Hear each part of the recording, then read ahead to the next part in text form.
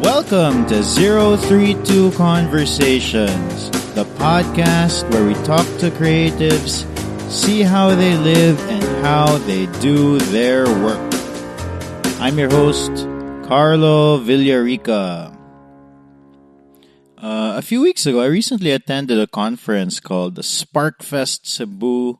The nice thing when there's a conference in Cebu is you get to meet all of these amazing people, amazing creatives in one place, and then you get to talk to them and interact with them. In fact, that's one of apart from the speakers and listening to everybody speak, that's one of the best things about joining these events. You get to meet people who are doing interesting things. So I encourage anybody, if you're trying to do something creative, entrepreneurial, trying to make a dent in the world, attend these things. It's one way to, broaden your mindset, broaden your perspective, and at the same time meet people who have the same mindset as you, or who are trying to make a dent in the world. Did I say that twice already? Anyway, so whether you're an aspiring artist or entrepreneur or creative, you're going to find some value from it. If you weren't there, I've got the next best thing. I recorded most of the event. Unfortunately, I missed the first two talks. I missed most of the first talk and then the second one with Steve Benitez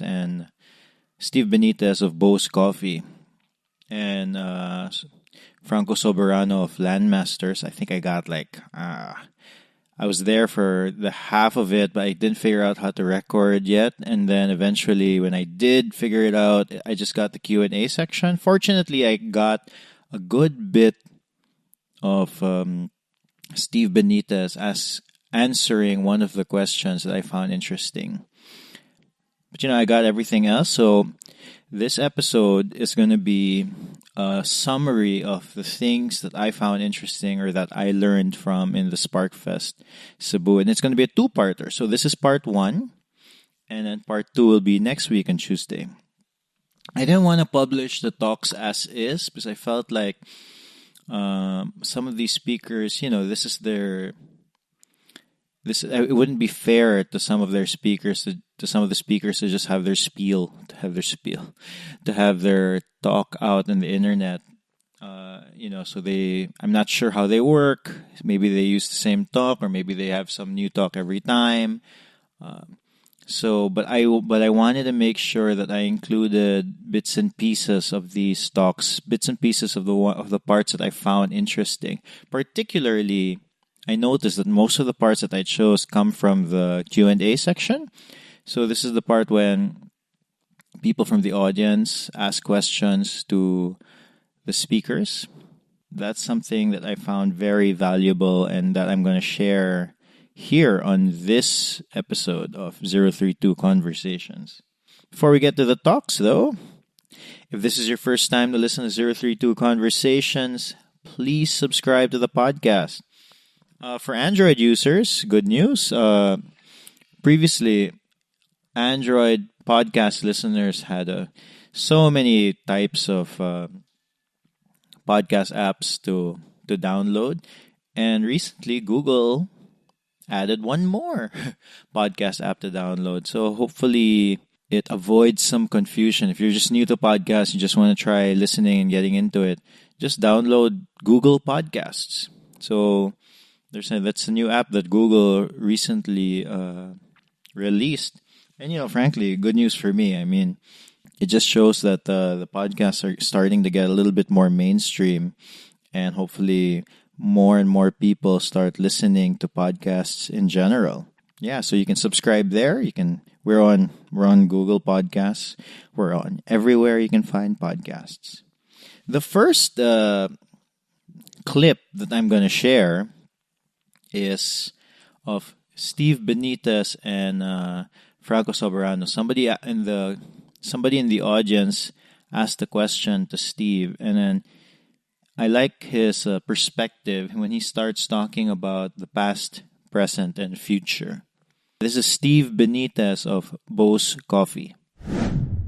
If we stop doing because we're looking at the big thing, but individually we're small, but we have to do what we have to do and contribute to that big thing in our own small way. Okay. So in my own small way, I'm doing it in my industry. In your way, you can do it in your pasta industry. Yeah. That shouldn't stop you. The future should not stop you from doing what the present. I was listening. I just share this because a lot of young millennials or have going through all of this emotional depression, or hear about the stories, people giving up their lives for something that's, if you really think about it, wow, I can't believe giving up my life for that. But it's past, present, future, right? The past, I was just listening, and this opened up my mind 2 days ago. I was listening to a speaker, and she said, the past, that's where we look at and maybe we felt sad or something we regret the past, or we were happy in the past. The future, most of the people are worried because, what if like this, what if like that, what if like this, what if like that. But if you look at the present, present is fine. I mean, right now we're in this room, we're in the present, we're okay. But if you start talking about what if I go out there and something, you'll start worrying. I think you should just do it now and contribute to the future. Yeah, you have to contribute to making the future better. But that shouldn't stop you from doing what you want to do now. Okay. But do you think it's smart to put sustainability as part of, the business model? Smart in two ways, because sustainability, if you look at it personally, it's a self-fulfillment. I feel good that I contribute to preserve the energy, to preserve the environment and for the future. But also, if you look at it in a more holistic, it's your contribution to the community. As a whole. So it is good. All right, the next clip is going to be Reese Fernandez-Ruiz and Richard Dacalos. Reese Fernandez-Ruiz is the founder of Rags to Riches.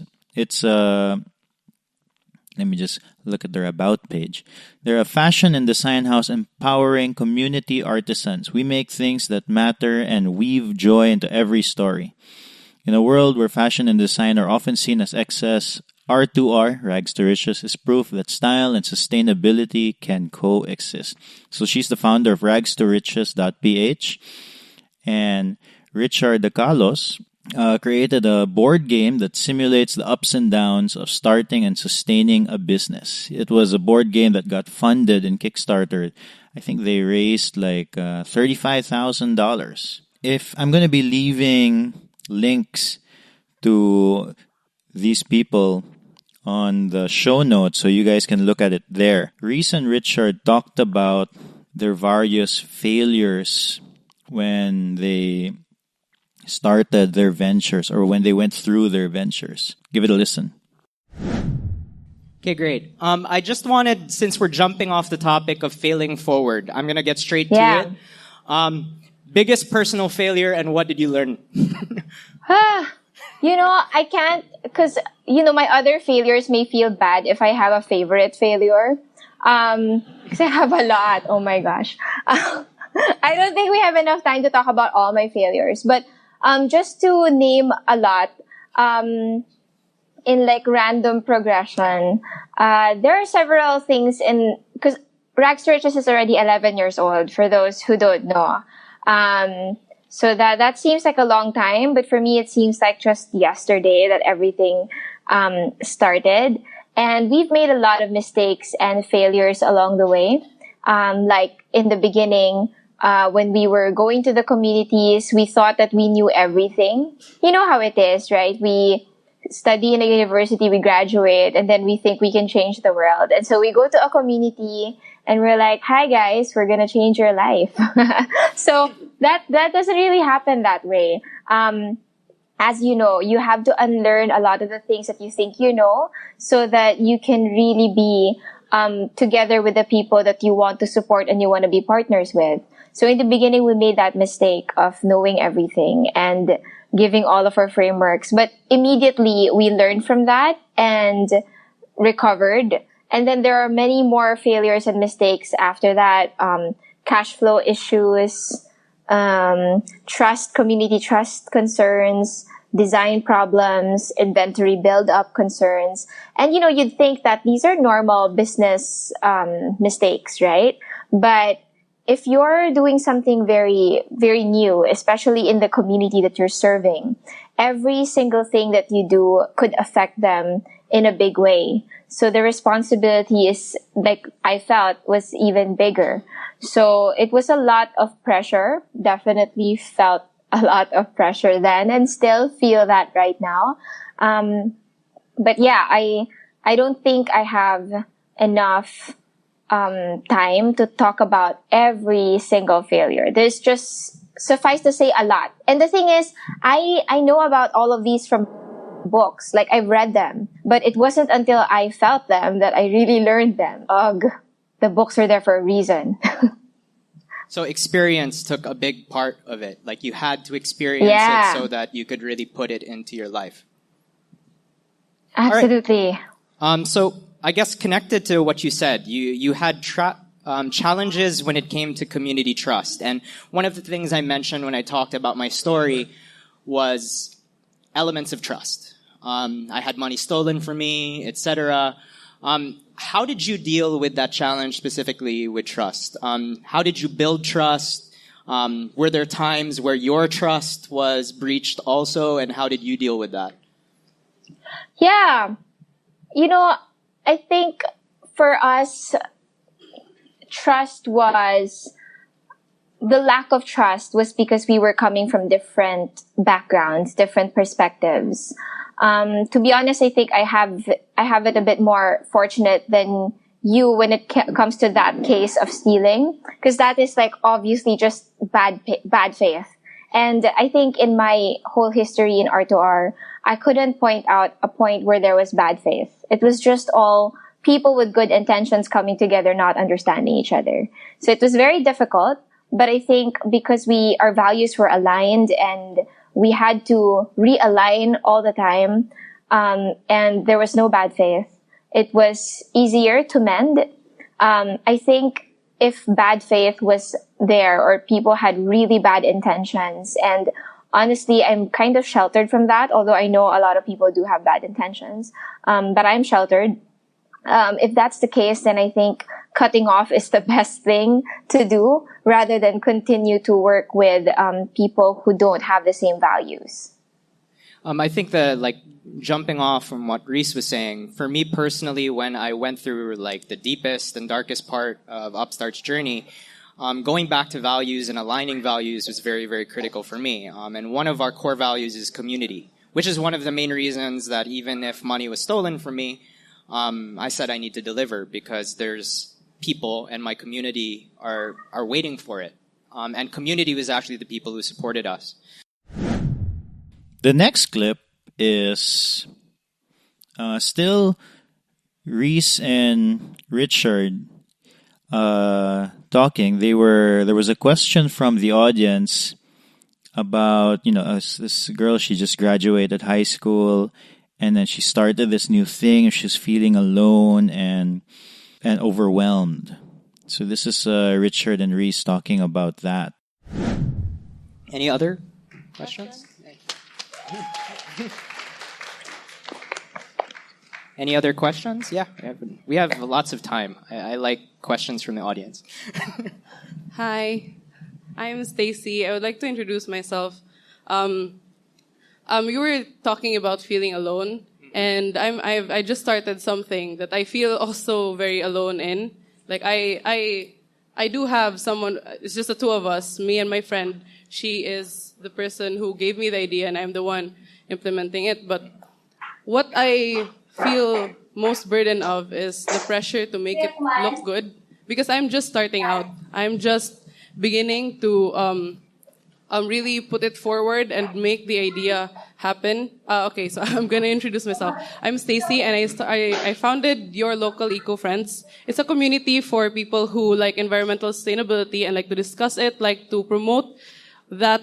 I promote the idea that it should be accessible to everyone, to every parts of the society, from the no budget to the high budget, because it seems like it's most accessible to the high budget now. So I just want to make it clear that I have no funding, no backing. I just graduated senior high school from Ateneo de Cebu, and I'm just about to go to college, and I really do not know what I'm doing. And you pointed out that it's important for everyone to know that you are confident in what you're doing, in your goals, in your ambitions. I just started drafting the vision mission, and we already launched like 2 weeks ago or 3 weeks ago. So I don't know what advice can you give? I mean, I'm pretty sure that everyone here has an idea they want to put out to the world. They want to make a change because I believe that everyone here, like, you're attending this for a reason.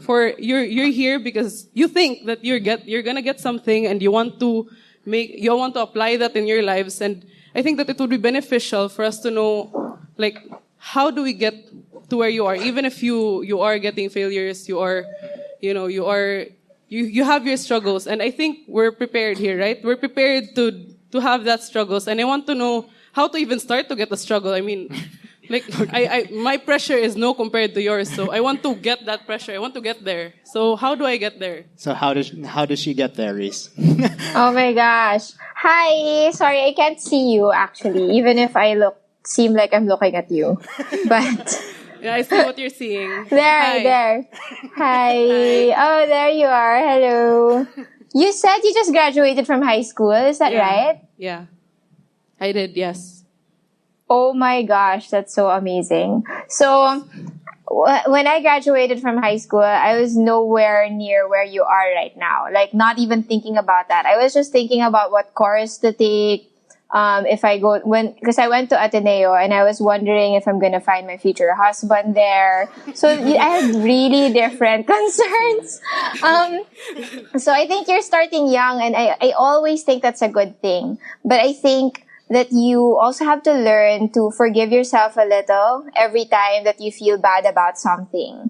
Because that's what I realized. Like, if you're a high achiever, I'm sure a lot of you are, it's hard to accept sometimes that we fall short, or that we don't yet have the skills, we don't yet have the confidence. That takes a lot of practice. And you are starting early, so you will have more practice than the rest of us will ever have.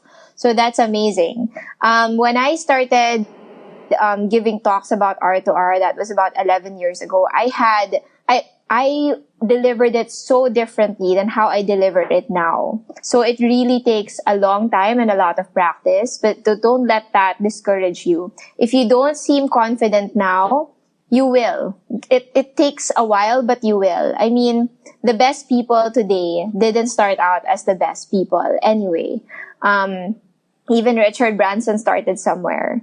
And even the best public speakers now that you'd hear, even Decal there, I'm sure he started somewhere where he used to rap. I'm kidding. Or like hip hop. But I heard that part. I'm so happy. I didn't know that. So yeah, you have to start somewhere and be patient with yourself. But always just get on it and practice. And then forgive yourself again. And then practice and forgive yourself. Thanks, Reese. Maybe for me, let's keep this as a secret in the room. I have no idea what I'm doing.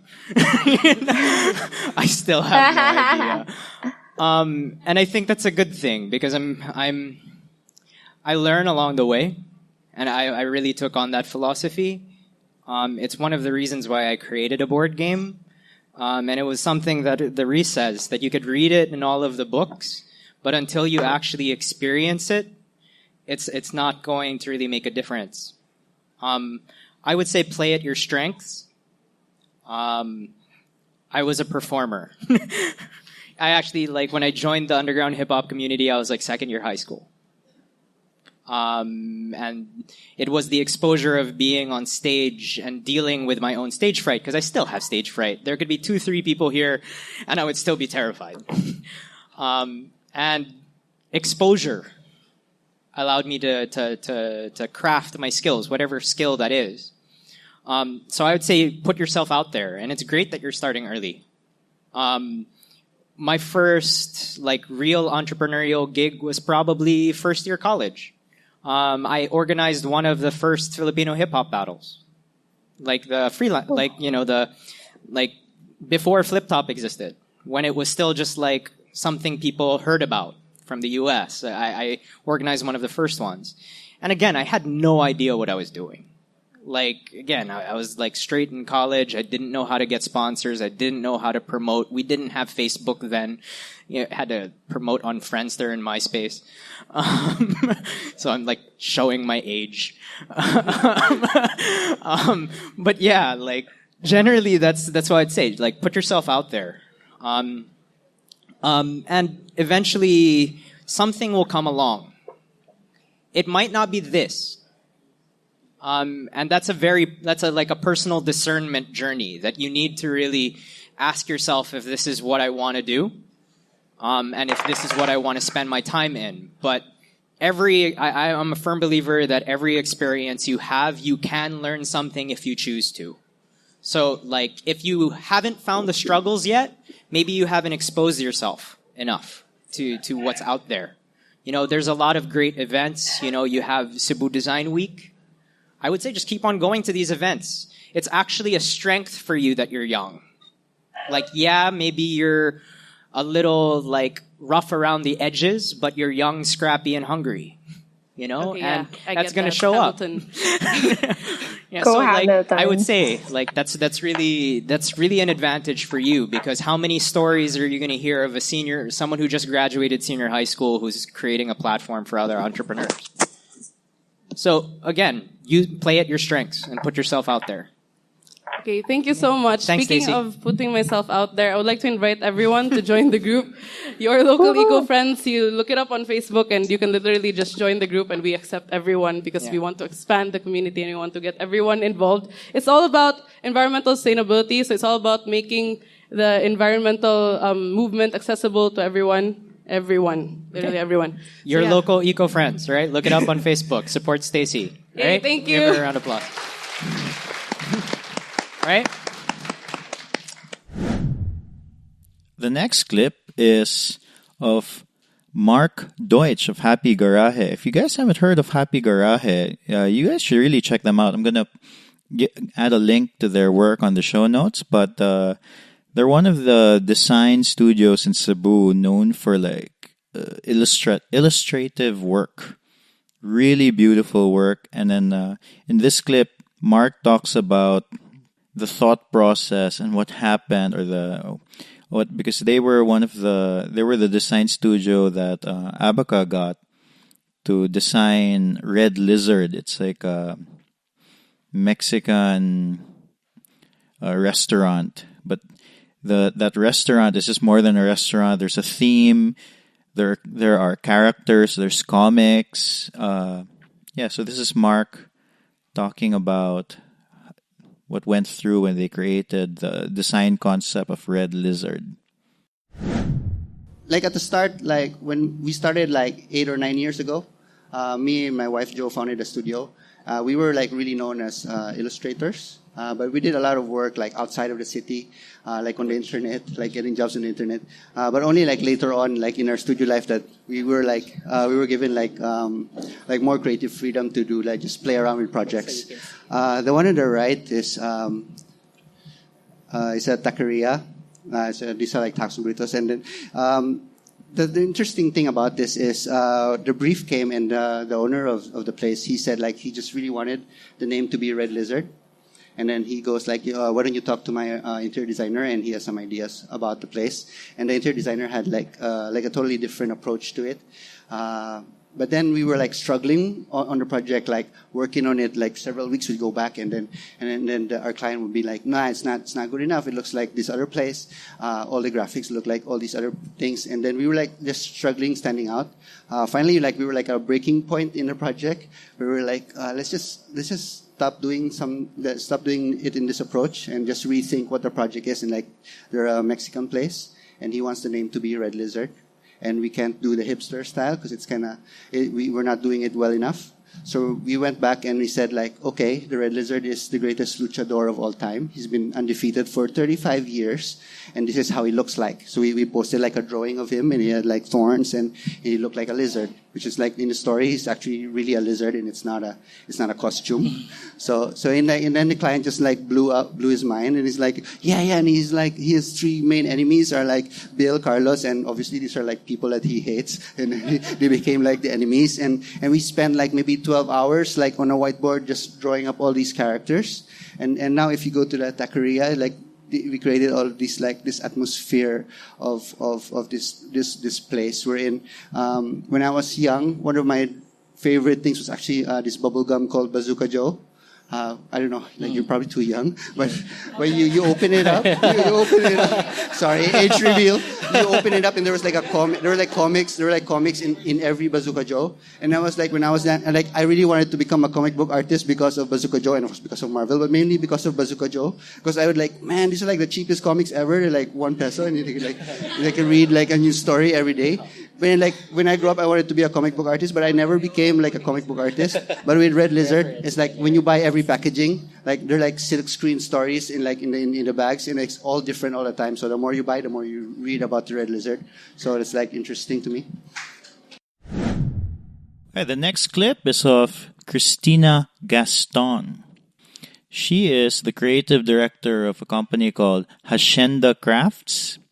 It's a design company. They create furniture that are enviro-social. They're an enviro-social design company. So I suspect like sustainable furniture. I'm looking at a few pictures now. They're beautiful. It's like little lamps with, well, at least this one is like lamps. Let me look at other stuff. I guess they use sustainable.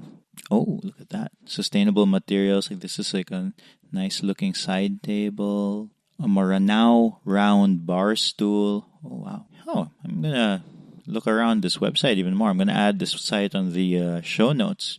Oh, it seems like they're all creative, like some kind of wood of some sort. So she talks about using what you have in front of you. I mean, I should get into it more, but I can relate to this because you hear people complain about things like, oh, we don't have that here, so I want to start something, but what I want to do isn't here, that sort of thing. And then they don't realize that, oh, there's so much in front of you right now that they can use in their creative venture or in their entrepreneurial venture. So, this is Christina Gaston talking about using what you have in front of you. Okay, so these are just some products that we do. Actually, our manufacturing is done in Negros. I'm from Cebu, but our manufacturing is done there, and we're actually a community-based manufacturer. These are just some designs throughout our history, but let me tell you also why why and how they came out. First, with the coconut twig, we in the 90s, my goodness. Okay, should I say that? I won't finish that sentence. But anyway, long ago, I'm obviously the oldest one here. No, so with the coconut twigs, this was actually considered firewood. It was nothing. It was basura, and the idea of using the material for something that could actually be sold and even exported was something really new at the time. And I actually gave that picture because of that. I said it was recently when I was in Thailand with another product that we showed there, they couldn't even recognize the material. And to think, in Asia, the whole of Asia has coconuts, and for them not to even recognize the material is really something, I think, for us. So that's the reason I put the placemats there. It's a simple product, but actually the use of the material and the weaving technique that we're using is actually fishnet weaving. Just because in the communities that we work with, we identify the craft techniques that they have. They're not necessarily very polished, but it's the craft technique that the people have intrinsically, for history or that they've had or used for generations. So we use those techniques and we try to create products out of them, actually to create income opportunities. when we started using buri again in the 90, never mind. So I remember somebody saying, "I can't believe you're using buri. That's so out of style." And I said, you know what? It's available. People can harvest it. People can make money out of actually selling the material. It's worth doing, and that's why we started to use the material and mix it with other not only material, but also techniques. So the way we do our business is actually working what is available with the communities that we work with. So in this case, there was a fiberglass plant that actually went out of business, and the people had all of these skills, but they had no market. So we used their technique and their expertise and to create this product. This one up here, it's table, but it's actually made from the discarded metal from sugarcane trucks. So we actually upcycle materials from the junk shop, from the junkyards in Negros. Actually, our whole philosophy is to put design and technology and materials together to be able to create income opportunity. So this is another product. We call it the Not for Hire series because the trucks. I know you see that Not for Hire, and that's how that happened. So that's why that's there. And this chair, one of the things we wanted to do when we started to think about what our value was, in manufacturing and product design, was also to express how our Philippine culture. Before, people would say, don't use local names. You have to use names that are recognizable abroad. You have to do all of these rules. I said, forget it. So we use, this is a pattern. I don't know if you can see it here. I cannot see, all I can see is pixels. But on the top, it's called the Maranao chair. Precisely because we use the Maranao patterns from the fabrics of the Maranao tribe. And it also casts a shadow on the floor to show that. No? So it is actually putting light in the things that before we were not trying to express. We would think it's too exotic. So that's why that's there. Really nice. Nice what he said about being able to tap. Nice work.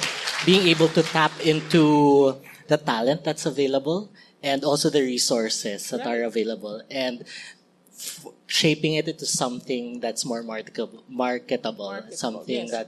that is designed beautifully.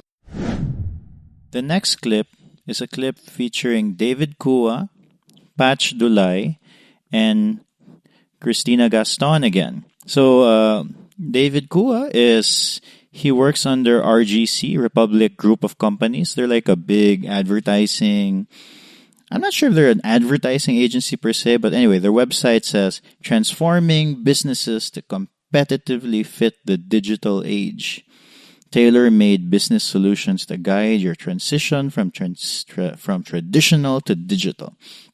So he works under RGC. They're a big advertising agency here in Cebu. And Patch Dulay, he's the guy behind the conference, the Spark Fest Cebu. He's the CEO of the Spark Project, an online crowdfunding platform for passion-driven Filipino projects. And Christina again. So the three of them, they talk about creativity and how to continuously innovate or keep on top of your game. Okay. So actually from there, my question is for everyone, how do you, since each one is in that line of business of creativity and being able to constantly innovate, how do you keep on top of your game? I mean, in terms of in the marketplace, there are a lot of people who are doing similar things or the same thing. So how do you, as a business, now we get into the business side of things, how do you continuously be on top of whatever you're doing? Maybe we could start with David. Oh, okay. David, Butch, Christina. So our CEO, Brian, actually took a trip to Silicon Valley, and he made a lot of friends there. And going there, he realized a lot of the business practices that they're doing are the complete opposite of what trad businesses are doing. So, for example, we apply this thing called rapid prototyping. Because before, you would take like 6 months to create a product, plan it out, create a marketing plan for it, and do everything, and then it'll come out maybe like 8 months later. What we do is we have an idea, we group our team together, we create it, we launch it. If it's okay to go, we launch it. And then we get feedback from the internet. We get feedback from everybody who's seen it. Do they like it? Do they not like it? If they like it, let's continue. Let's push it forward. If they don't like it, let's tweak it. Let's put it out again. And so they can see our process growing. Instead of us putting out a finished product there, we just keep putting something out. And that way we can learn about the market. And the nice thing is on the internet today, people don't mind. People don't mind seeing your process. People don't mind seeing a work in progress anymore. So that's one way. Yes. Yeah. You have to be agile. Yes. And it adds to the story, the experience, the hype. So another thing is something Bea pioneered. Once a week in our office, we have this thing called Creative Hour, where each one of us are given the chance to introduce something new that they learned about the industry. It might be something about design. It might be something about graphic design. Or it might even be about like management processes that we can try. So we just keep researching, sharing information. I know group chats get annoying, but we're constantly sharing links on group chat, making everybody read it, making everybody watch videos. And that way the whole team grows and we're always excited to work on something new. So creativity isn't just something that it's an output, but it has to be imbibed in the culture of the company. All right. Before we open the floor to any questions from the crowd, actually, just to follow, anyone can answer it. Talk about creative output, right? So how some people or most people who aren't so acquainted or appreciate the process, like usually undervalue the output, what you put out, let's say the furniture or the service that you're offering them. How do you communicate that, or how do you make them understand that they're paying this value, or they're adhering to this type of value of what you're doing? They're making barat. Diba? Usually, diba? They would usually have that first reaction without really understanding it. So, like in your experience, or anyone can answer it, like how do you get that across, that creative input, and helping them understand it, the process? You really have to talk. You really have to show, and I think that's one of the things you said is show the process. Before, handmade product, I think, was considered the lowest, the lowest value. But people have come to realize that that handmade product is actually of the highest value. Putting every single person's time and effort and artistry to make a product adds to that value. So it's really about telling. About communicating, and you already have to tell. I mean, showing the process is one way. That's good. I mean, at least now there's a venue to do that with the internet, and you can take photos and all of these things. But I think people are starting to understand more and more that value. Yeah. Anyone want to add? Yeah, I completely agree. And like I always say, like we have customers, and they're like, "Why is it not like $2?" I'm like, "Dude, these things don't make themselves." Mm-hmm. And because before it was so detached, the making process, and it was all like machine injected and this and that and that. But then, as Ina said, we show them like this is what really what it entails to get something done. Then now they're making it part of the story, so it becomes much more value added. It's more integral. The narrative is more cohesive. And but then you have to make that story. Yeah. All right. It has to be true. Of course. All right. A lot of you are young creatives, and I know creative blocks are frustrating, right? So here's what I did to really prevent creative blocks. I changed my definition of creativity. So I want to ask you guys, what do you think? Just shout it out. What do you think creativity is? Ikugun kayo mga tao. Come on, just say anything. Just shout it out. Okay, so you have words like innovative, out of the box, imagination. So here is how I define creativity, and here is how I'm close to never having a creative block. Creativity is taking whatever you learned in your life and applying it to your situation. That's it. So you keep your competencies. Yes. So all you have to do is keep developing your craft, keep practicing, keep researching, keep learning about things. Just learn to love learning. And then when you're presented with a situation, you can analyze it and think, okay, this is a situation, this is what they need. What do I know will work based on what they need? And it just makes it easier for you. So keep that in mind. Creativity is just, say it with me, taking whatever situation, taking what you've learned in your life,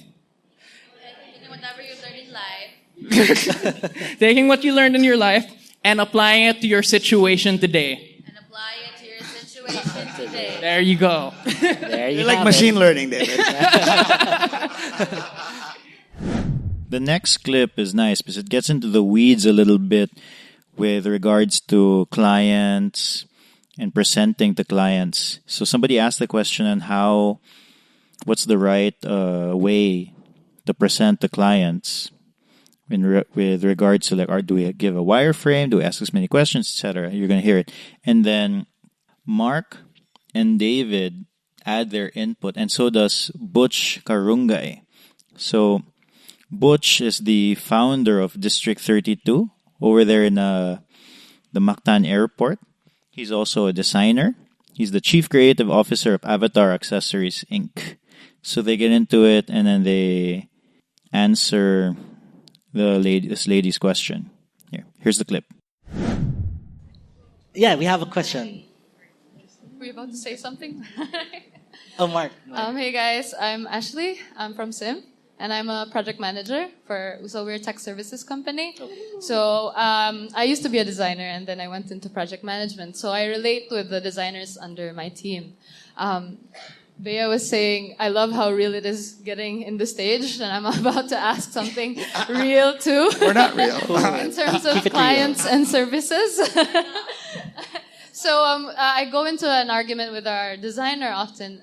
Hey, should we prepare a wireframe of what we think they would like before going into the meeting? Or should we go there blank and ask questions? Which approach would be better in, as you said, communicating what value we can provide to this client? In your experience, on average, I know it's a case-to-case basis, but which would be better, to come to a client meeting with a certain wireframe of what you think they would like to see, or just nothing at all and running with whatever happens? I think Mark can best answer this I always like, question. if I'm meeting a client for the first time, we do like all the research that we can on the client.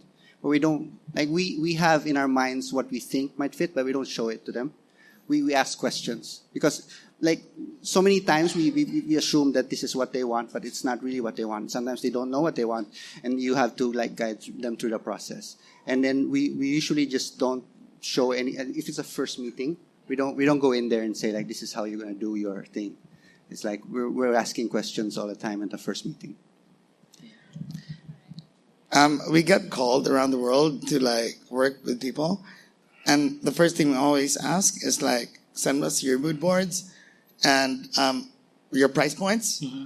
So just to figure out like, can we meet that? Can we do that? If we can't, then we don't, because it's just a waste of time. All right. What do you mean by price points? Price points, SRPs. What they're willing to pay for. Yeah. Yeah, if it needs to be So their at budget, this level, essentially. Yes. Yeah. of course, yeah. In our case, we have a brief form. And the brief is we ask every single question we possibly It's can. too much, man. Yeah. No. Like, some clients get tired of it, or like they see it and they're like, I don't want to answer this. It's like, well, we can't help you if you don't know what you want. But also, if some clients love it, some clients will go through it and realize that like, hey, thanks for this. Now it really helped me organize my thoughts. Because a lot of times they have an idea of what they want, but they have a hard time articulating it. So it's about, asking the right questions, like, seeing like what their budget is also. So your ideas don't go too crazy. Like your ideas were worth 5 million pesos and their budget is 50,000 and you're like, oops. And, it depends on your client. Like, if you know the person is super rigid and they like structure, you can send them a brief form. If you know they're more casual, then don't have a meeting in their office. Have a meeting in a coffee shop. So it's a more casual setting. You could just talk about it. Basically, don't wing it. Yeah, we actually have like, if I go to a client meeting for the first time, I've never met the person and I can't find what he's like. Yeah, something like that. I actually have like a set of different portfolios, like in my deck, like in my computer. So if it's like inato kind of guy, it's like a different approach. Or if it's like a super rigid, like someone from like a totally academic kind of person, the approach is different. So, but you learn these things like I said, like how to deal with clients and talk to them and somehow make your work valuable to them. Thank you.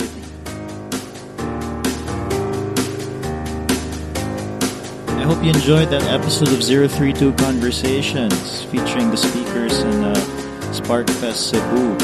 Again, just a reminder, if you want to know more about the speakers, I provide links to their work over at the show notes in 032.com/podcast. You can find all the other podcasts also. Can you believe we're almost at 20 episodes? It's crazy, and it's so much fun. This is one of the most fun things I've decided to do in a long time. So I'm glad you're here for the ride. If this is your first time listening to 032 Conversations, make sure to subscribe. If you enjoyed the podcast, leave us a review on iTunes or share the episode on social media. This helps us get more listeners and allows us to make even more episodes. And then let me know, how do you like this format of the podcast? This is something that I could do in the future depending on if there are any conferences or talks that come about.